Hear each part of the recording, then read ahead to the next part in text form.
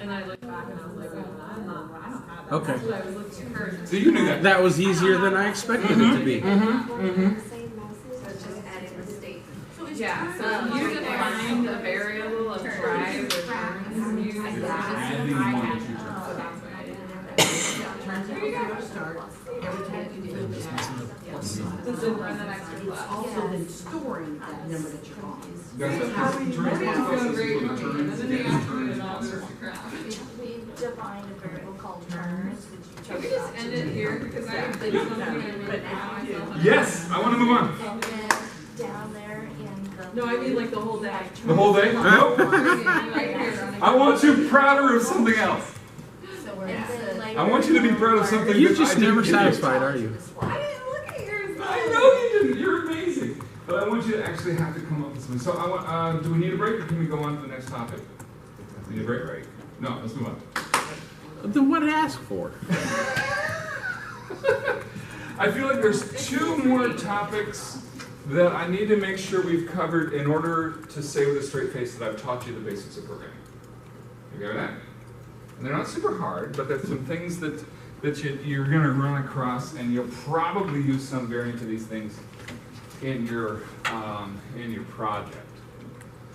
So let me save this. You should first of all be incredibly proud of yourself. I mean, the difference between about 3 o'clock last night and what I saw today in terms of your, I got this. Wow. And how many of you accomplished something? Everybody. Everybody really accomplished something, and most of you got real close. I think most of you really got it. So that's really, really, I mean, wow, that's amazing. Don't expect your students to be as good as mine. But you guys are amazing. You have done, your kids will do it, really. If you challenge them right, you can get them to do it, but it's hard. So you guys are doing an amazing, amazing job. I'm incredibly proud. Now let me give you something new. I like the way you structure even just before he crushes it again. It's the peanut butter and jelly sandwich. Okay, everybody know that campfire song? Good, good. The ants go marching? Oh yeah. Yeah, the ants go marching one by one, hurrah, hurrah, sing along.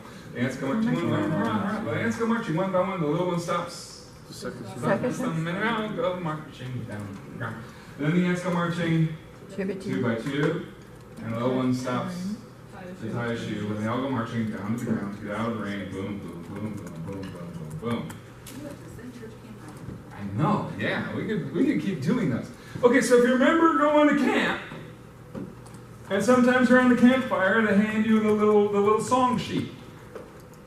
And the little song sheet says, you know, verse, chorus, right? And you know, some smartass, that would be me, gets to that part and starts singing chorus. Well, you're not supposed to sing the chorus. Why is the word there? To tell you what it is. To tell you, I'm too lazy to type the chorus twice. Just go find the chorus and sing that here. That make sense? And so, you know, and it related. Do we have any musicians? Okay. Well, you know, sometimes musicians, I have a tech guy for a worship band sometimes, which is a really strange thing. And, you know, they on their music, they'll do like the same thing. So they'll have the chart, right, and they'll have the verses written up in the chorus and so on. And then at the bottom, you know, they write in with pencil. Here's how we're going to do it today. Verse 1, chorus. Verse 2, chorus, bridge, chorus. It's a worship band. That's how they're going to do it. They call that the roadmap.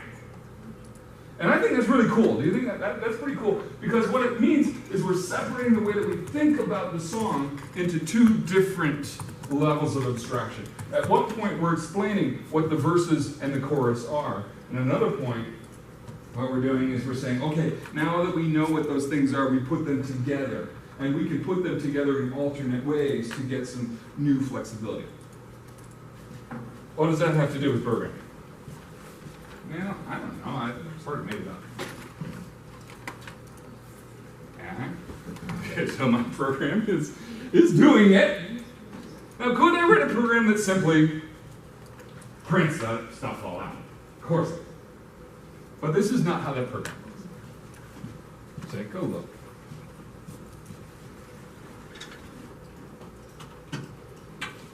Okay, look here at the bottom, or where did I put it?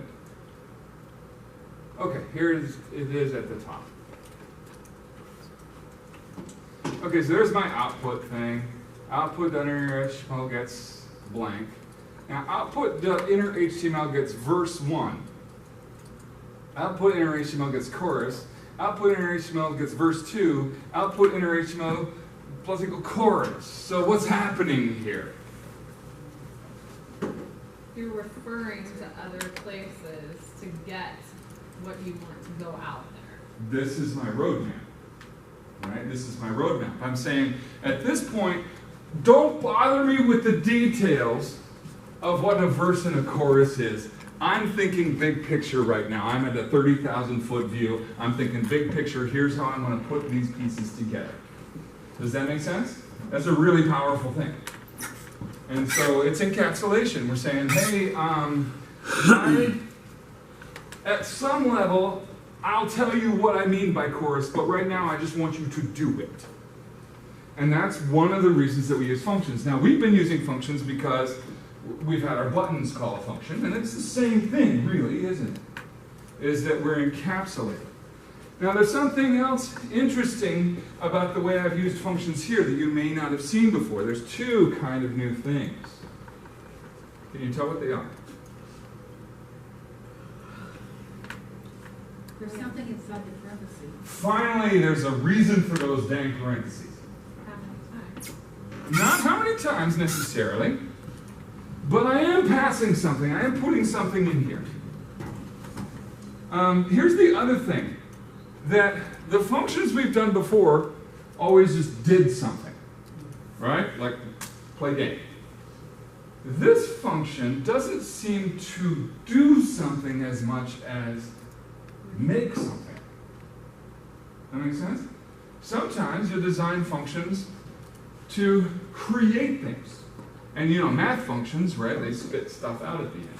And so in programming, sometimes we have functions that do something, and sometimes we make functions that make something. And that can be a really useful thing. And in this case, my chorus function and my verse function, they are designed to produce a string. That's how I designed it. Rather than it actually printing the string out on the screen, which I could have made it do, I'm going to have this function actually produce a string that I can do something else with. Does that make some sense? Now, in this case, it's a little made up, but the really powerful thing about this is if I have a function that produces a chorus, well, I could print it out, but then let's say I have a text-to-speech thing. I could pass it to that. Or let's say we could do file access. I could write it out to a file or whatever. So having a function that actually produces things often gives you a lot more flexibility. Does that make sense? Okay, so let's take a look at this chorus function. See if you can figure out how I made it so that it produces something. So I'll move it up a little more. There it is. Only one new addition, which is at the very end. What do you see? Return result. So the way I made this function is whatever else it's doing, it's going to produce a variable, and at the end I just returned that variable. Does that make some sense? Before, our functions did something, and that's great, and you'll still have some of those.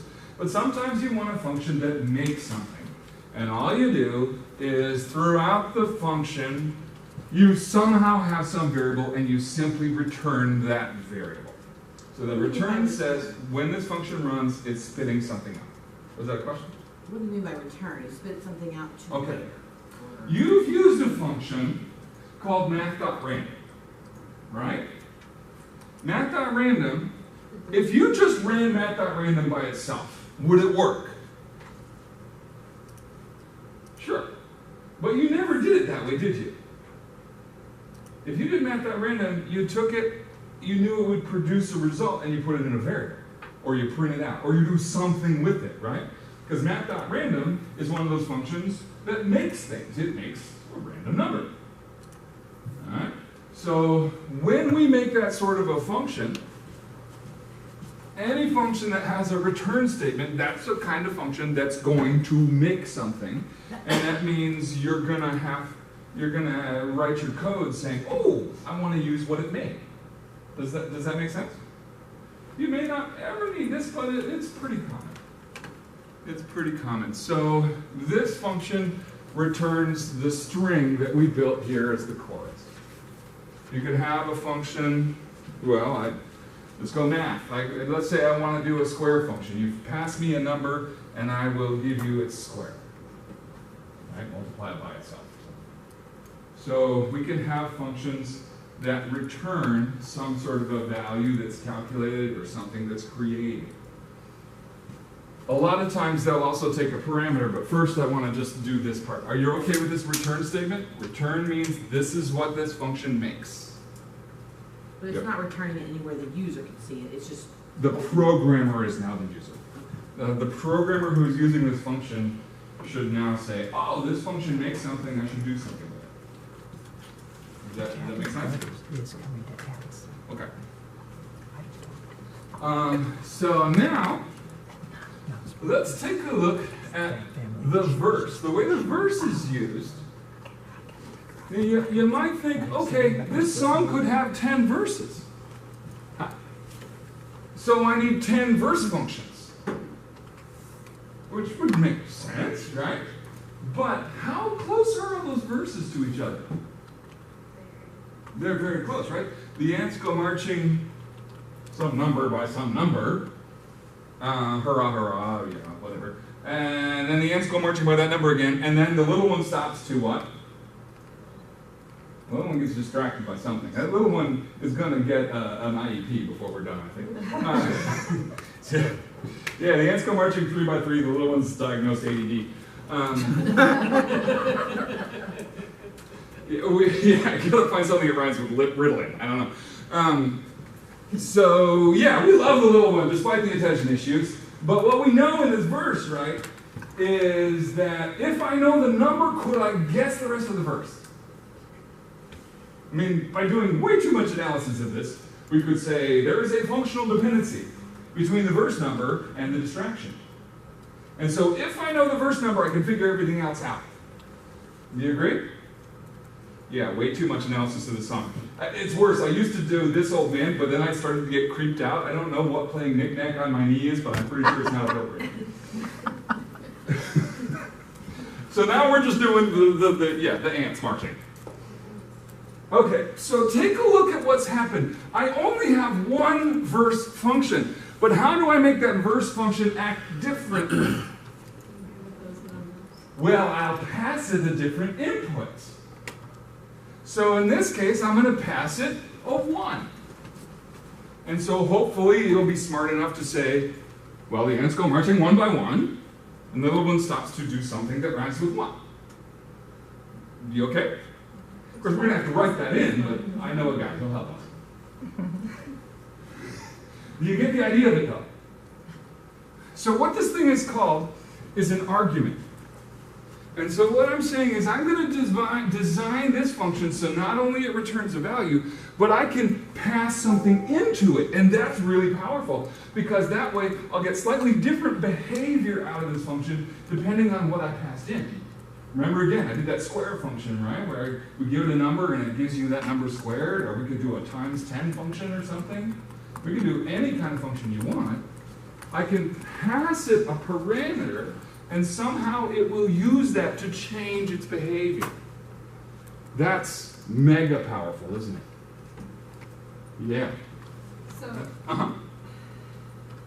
might be jumping ahead here. Please do. The verse number, like when you refer to the verse number in like the results, the word number, is that? I mean, you are jumping ahead, and let's go right where you are. I love it. Let's take a look at how I did this inside the function. So when I built the function, now I have something in the parentheses when I define the function as well. So there's two places we've changed things, right? When I'm running the function, I have something in the parentheses saying, I'm sending this value to the function. We good? All right. Now when I write the function, I've got to have a catcher's mitt. So I've designed this function so it can only be called when you pass it one argument. I could make it so it has two of these, so you pass it two arguments or whatever. Let's just do one for now. So I'm going to say, you must put something in here in the parentheses when you run this function. But whatever you put in, I'm going to put in this new variable I'm going to call verse number. So this is a parameter. It's a special variable that I will always have when somebody runs this function. I won't allow them to run this function without putting a number in the parentheses. And that number will now be in this variable verse number that I can do whatever I want with. Does that make sense? So as the function programmer, I'm now guaranteed to have a verse number that I can work with. But did you ever actually define verse number as a variable? Right here. Defining it as a parameter defines it as a variable. So there doesn't have to be like var Right. equals verse number. Right. There are some languages that do require that, but not this one. Okay. Are we okay so far? So now, in this case, I'm thinking way too much about this problem. And I'm saying, you know what?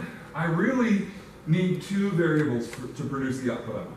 I need verse number, got it. And I also need distraction. So how am I going to get distraction? Well, look at my lines Define it as a 35 to variable. 41. You define it as a variable. I'm going to make a variable called distraction. And I'll just use the if chunk to say, hey, if the verse num is this, make your distraction that. Does that work for you? And then we do else if all the way down, or Well, at this point, yeah. Now, right now, I'm being sort of not committal. sure. You I've only done two, but if I do two, can I do more? Now, here's the interesting thing. Look at that else. Why did I put that in there? Because it's like something when. Well, heck, I'm my own programmer. I should never put anything but one or two in there. I know it couldn't be anything but one or two. Why in the world should I test for something that should never happen? Because what never should happen happens all the time in programming. We've seen that today how many times? So yeah, at least I want to give myself there's a problem here.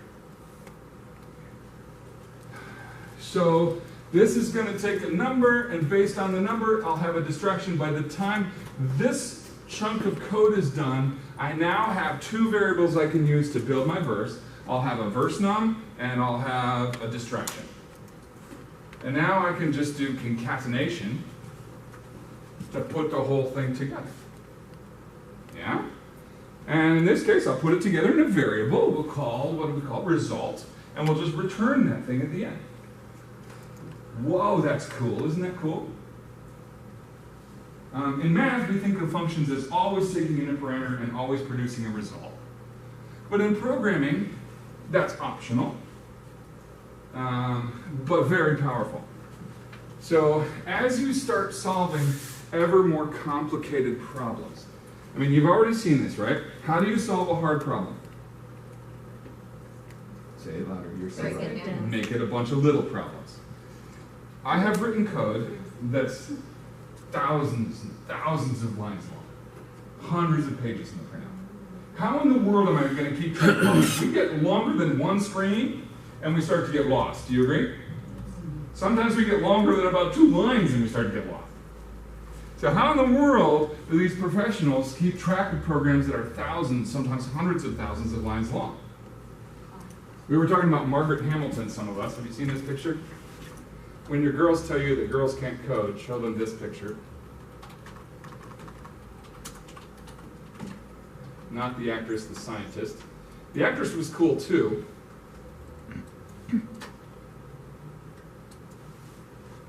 She's badass is what she is. That stack of books, that is the machine language control code for the Apollo landers. She wrote that by hand. It's taller than her. She was a grad student at MIT.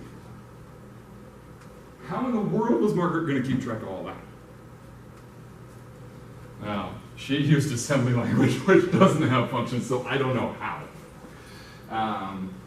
But what we do is we use functions to break our ideas into smaller ones. And so typically my own rule is, if I have a function that's bigger than about what fits on the screen, I'm going to break it down. I'm going to make it into 2 functions. So that I never have to worry about more than what's on my screen at once. Does that make sense? There's another neat thing about functions that makes your coding a lot easier. And that is this. I was on a trip last week, and we had a layover at Vegas. And we all know about Vegas, right? What's the saying about Vegas? What goes on in What happens Vegas in Vegas stays in Vegas.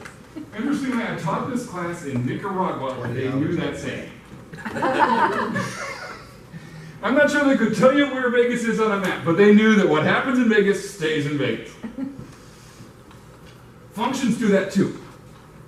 And that turns out to be a really wonderful thing because, see, when I make a function, that's the wrong one. Where is it? There we go. So when I make this result function here, I also had a result function in the chorus. I'm sorry, a result variable. I had a result variable in the chorus as well. Is the computer going to get confused that I'm using the same variable in 2 different places? No, see, a variable that I create in a function, sing along, stays in the function.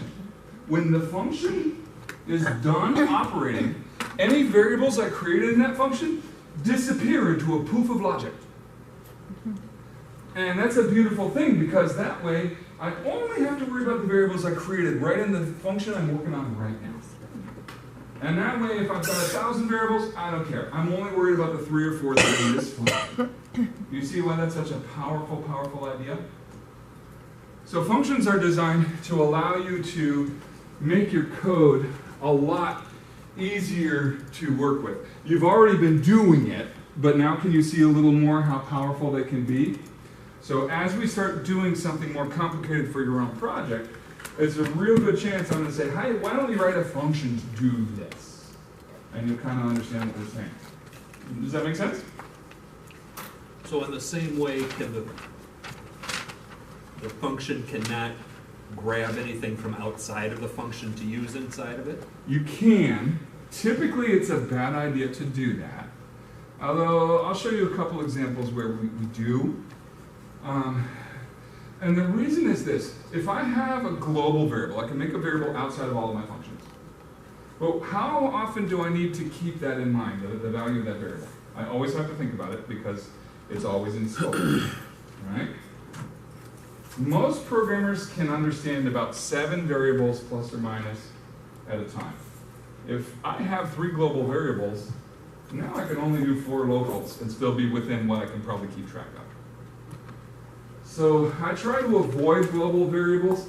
I will use sometimes global constants. That's a variable whose value can't change because I don't worry about those breaking. But I try to avoid global variables unless I'm talking about something like a form element because it just could cause you more troubles down the road. Some programming teachers will say, you shall never use global variables. I'm not quite that. But I don't know them. It's like this. Why not just make them all global? Well, why not just make all police FBI? Right? That'd be a lot easier.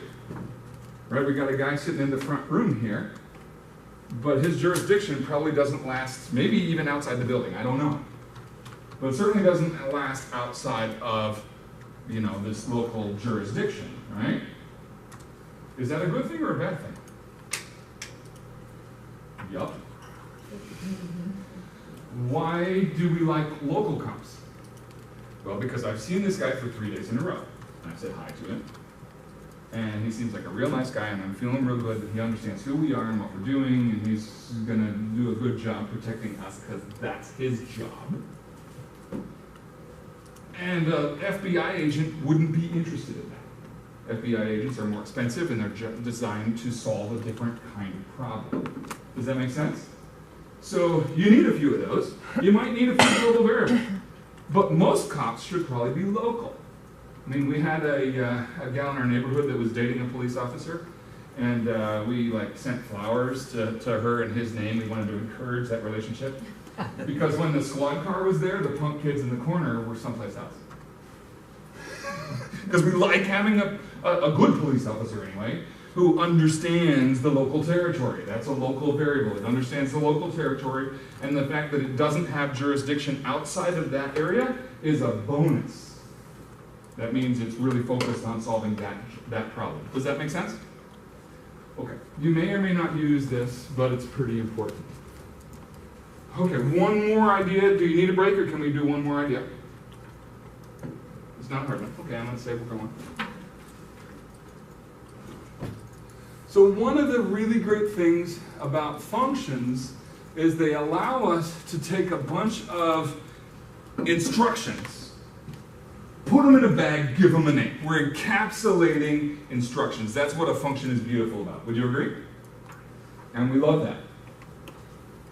The other main thing that we often want to do in programming is we want to do the same thing with data. Sometimes what we want to do is we want to encapsulate a bunch of data, put more than one data in one thing, give it a name. That can be just as powerful as putting a bunch of instructions in a bag, putting a bunch of data in a bag. Do you agree the idea makes sense? That's essentially what arrays do. See how, okay, so there is, okay, that just popped up a list of books written by some dude. And okay, that's pretty good. Of course, just a print statement could have done that. But of course, there's a really interesting data structure under this. This one looks almost the same. That shows some topics that you talk about sometimes in class, like, I don't know, this one. But let's take a look at how this code is written. All right, so you can see now I've used a lot of functions. When we're doing a graphic interface, like I'm doing here, the most common approach is we attach a function to every button. And that's a pretty great thing, right? But there's more we could do. In this case, I also have an init function. Where was the init function? How does that work? Typically. Remember, a lot of times if I build an init, I'll attach it to the load of the body. So automatically when the body loads, run my initialization. You okay with that?